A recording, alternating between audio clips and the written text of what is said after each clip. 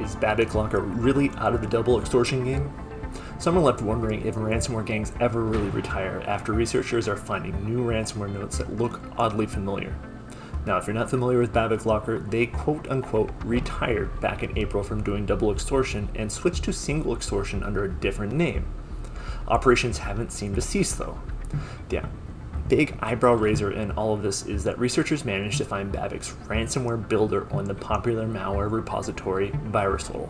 Essentially, having this allows for anyone with some remote computer sense to craft a ransomware payload complete with a ransom note and decryptors for certain versions.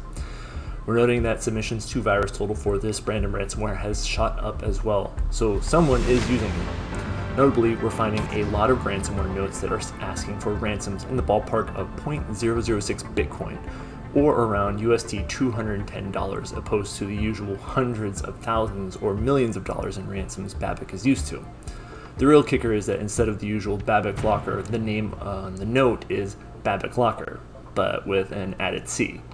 Seems confusing, maybe a little fishy, right? Either way, someone is really bad at naming, or the original team is still at it, but with a not-so-fresh new name.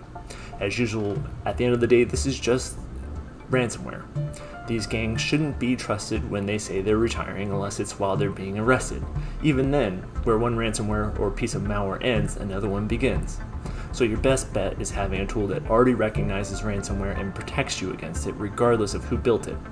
That's Acronis Cyber Protect. Its active protection recognizes malicious behaviors, so when any ransomware tries to steal data and encrypt it, active protection steps in and stops it.